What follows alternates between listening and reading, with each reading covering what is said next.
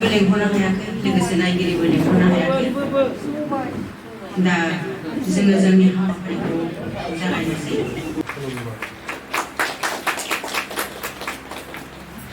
आलासि साहित्यगिरि मावनांगौ गासैबो खामानि गावबा गावनि सोरजिगिरि आफा अबंलावरि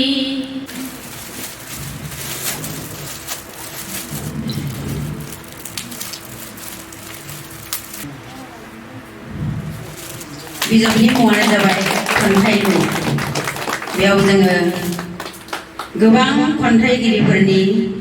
आइजो खन्थाइ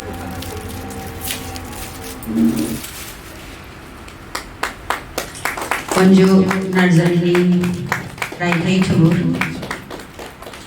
बेसेन बरहा बिजाब बे बिजाबा जोंनि थांखियानो जादोंमोन बर' आइजो लिरगिरिफोरखौ मोनसे जौसाङाव लाबोनाय माखासे आइजो लिरगिरिफ्रा गोबां समनिफ्रायनो बिजाब माने लिरदोंमोन गोबां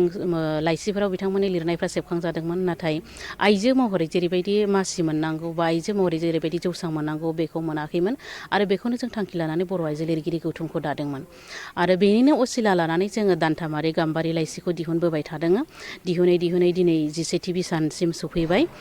आरो बे जोंनि 9थि बिसान आरो 10थि बिसान बे मोननै बिसानखौ दिहुननाय समाव जोंहा कर'ना महामारि जानानै होनाय समाव जों गोब्राब जेंनानि मोगा मोगि जानांदों मोनसेया दिहुनजानांगौमोन जोंनिया एप्रिल दानाव बेनि उनाव जुलाइ दानाव बे समावथ' गासिबो लकडाउननि जाहोनाव प्रेसआबो लकडाउन जाहैबाय गोबां लिरगिरिफ्रा जोङो लोगो मोनलायनो हाला आर्टिकेलफोर बिहरबाबो बे रोखोमै थोंजोङै माने होफैलायनो हाला बे आर्टिकेलखौ जेनेबा मोनबाय जोङो मेइलनि जोहै बा वाट्सएपनि जोहै नाथाय बेखौ प्रेसआव हैनानै बेखौ सेबखांनांगौआ बेनि थाखाय खामानि मावनांगौआ जोंनि थाखाय गोब्राब जानानै फैदोंमोन मानो होनबा बे समाव मोनसेबो प्रेसआनो खुलायै थायाखैमोन नाथाय जों जाय प्रेसआव मावबाय थायो रुफाथि प्रेस बे रुफाथि प्रेसनि बिगोमा भुमजित ब्रह्मआ जोंजों गोदोनिफ्रायनो नले गले थानानै खामानि मावबोबाय थाग्रालाय बिथाङा जोंखौ गोबां हेल्प खालामबाय आरो जों बे कर'नानि समावबाबो बे महामारिनि समावबाबो जोङो गाहाय नेहाथारि धीरज ज्योति बसुमतारी आं गाहाय सुजुगिरि लोगोसे जोंनि बे गाम्बारि लाइसि सुजु आफादनिनो मासिगिरि अन्जु नार्जारि आरो जोंनिनो आफादनि आफादगिरि बिथां उत्तरा बैसुमतियारि बिथाङाबो फैनानै जोङो बयबो बे प्रेसआव दिनै सासे गाबोन सासे बेबायदि फैनानै खामानिफोरखौ मावफैदों प्रुफ रिदिं खालामदों काभार खालामदों बेबायदिनो जोङो उनाव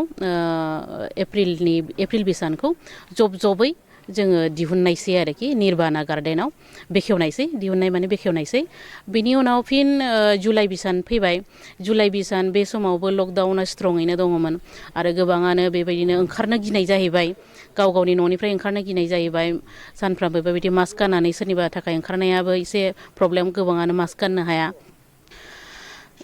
फरायगिरिनि आंखाल बियो दिनैनि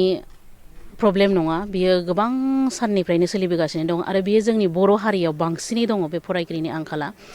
जोङो दिनै बे गौथुमखौ दानायनि उनावबो जों मोनदांदों जों जाय गाम्बारि लाइसिखौ दिहुनो बे गाम्बारि लाइसिया जोंनि गाम्बारि सोद्रोमाफोरनि गेजेरावनो गाम्बारि लिरगिरिफोरनि गेजेरावनो मा होनो लिमिटेड जानानै थायो जों बेखौ दासिमबो मार्केटाव हगारनो हायाखै मानोना जों मिथिगौ मार्केटाव हगारोब्लाबो बेखौ रावबो बायखानाय नङा जोंहा फरायगिरिनि जोबोद आंखालखा आरो जोङो बे फरायगिरिफोरखौ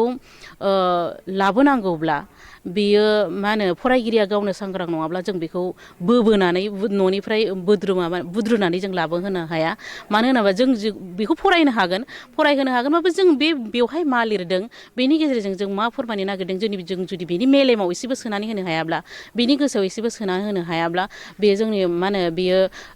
मा होनो लिरगिरिनि मा होनगोन बेखौ फैलार आरोखि लिरगिरिनि बियो फेलें जानाय बेनिखायनो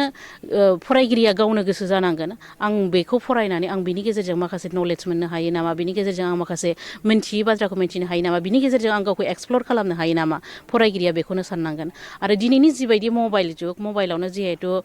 इन्टारनेटआव जिहेथु गासिबो मोनखायो दानिया मानसिफोरा मा खालामनो बाबाय माने बिजाबखौ बेखेवनानै फरायनो बानाय मोनबाय बेवहाय सम थांनाय मोनो मानो होनबा इन्टारनेटआव एसे लाइननैसो फरायबाय जास्ट बिनि उनावनो माबा मोनसे एन्टारटेनमेन्ट साइटफोराव बिथाङा मुखुब जानानै थाबाय बेबायदिनि जाहोनावनो दिनै दिनैनि मा होनो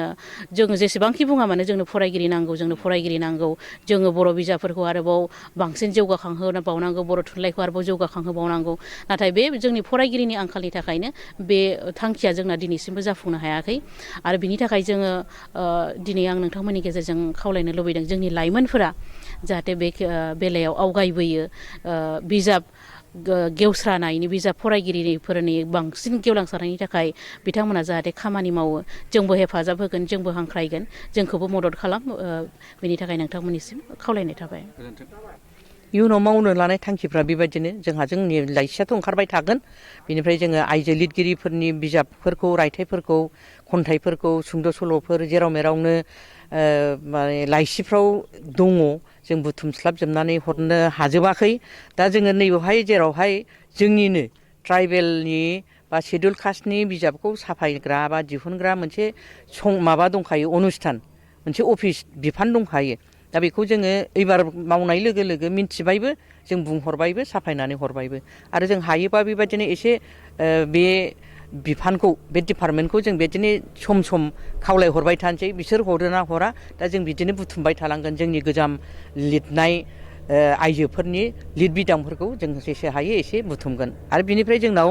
गोबां आइजो लोगोफोरनाव लिरनानै रांखावरिनि जारलाखौ लानानै बा एसे उसुबिदाखौ लानानै साफायनो हायो मेरला दङ दा बेफोरखौ सोरनिखौ हरजेनग्रोनांगौ हरजेनग्रोनाङा जों बेफोरखौ नायै नायै साफायलांबाय थागोन बेथ' सैथोथार फरायनाया खम थेवबाबो बिदि होननानै जों फासयनानै थानाय नङा आरो फराय दा फराय जेरैहाय बै समाव हयथ' आं गुबैखौ फरायाखैमोनबो खोमा थेवबो नै दा बिराद नांथारगौ जाहैबाय रिसार्चआवनो होन बा जों दिनै मख'आबानो थानो हाया माबायानो बर'नि आयेन मोनसे माबानिफ्राय ओंखारदोंमोन ना बे बिजाबखौबो हयथ' बै समाव दिहुनगिरिफोरा सोर फरायनो बिदि सानदोंमोन खोमा खिन्थु दा जोंनो बेफोरखौ नांथारगौ नागिरथारनांगौ दा जोंनिखौबो नैबेखौ फराया नंगौ दिहुनग्राफ्रा एसे खस्थ' मोनो थेवबो जोङो जायहा सोरजिलु गोसो थायो जायनि गोसोआव सोरजिलु थायो क्रियेसन थायो बिसोर लाखिनो हाखाया दोनखायो लाखिखायो आखाइजों लिरनानैबाबो जेरैहाय दिहुनदोंमोन जों माने थाग्रा मानसिफोरना सोरजिनो लुबैग्रा बिसोर थाबथानाय नङा। जोङो आं गिबियावनो बर' आइजो लिरगिरि गौथुमनि सोमोन्दैनो बुंग्रोनोसै गावनि पार्सनेल बाथ्राखौ आं उनाव बुंगोन 2018 मायथाइयाव जोङो बर' आइजो लिरगिरि गौथुमखौ दाजेनदोंमोन जों माने बर' आइजो लिरगिरिफ्रा मोनसे फराम मोनसे जौसां जों मोनसे गोनांथि जों मोनदांबाय थादोंमोन मानो होननानै बुङोब्ला जोंनाव बेबादि जौसां गैयामोन नंगौ जोंनाव बर' आइजो गौथुमा दंखायोमोन आबोफ बा बर' अनसाय आफादा दंखायोमोन आरो बिथांमोनहा गोबां लाइसि बेबादिनो सेबखांबायबो थाबोदों आरो बेबादिनो गुबुन गुबुन हालामाव जेरै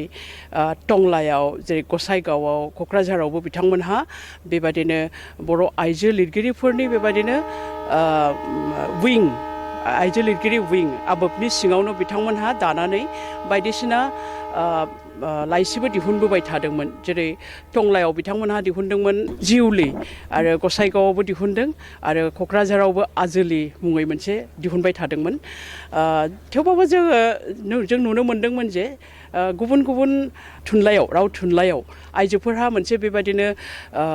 आइजो लिरगिरि गौथुम थायो जोंनाव मोनसे बेबादि थानाया मोजां बेबादि जों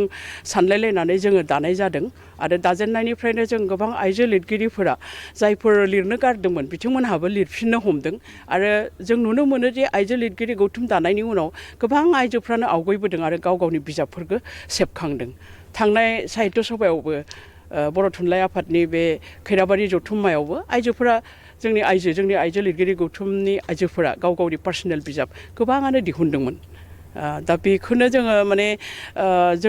जोंनि गुबै थांखियानो आइजो लिरगिरिफोरनो मोनसे जौसां होनाय आरो आइजो लिरगिरिफोरखौ थुलुंगानाय आरो गावजों गाव सुंथालायनाय बे आरो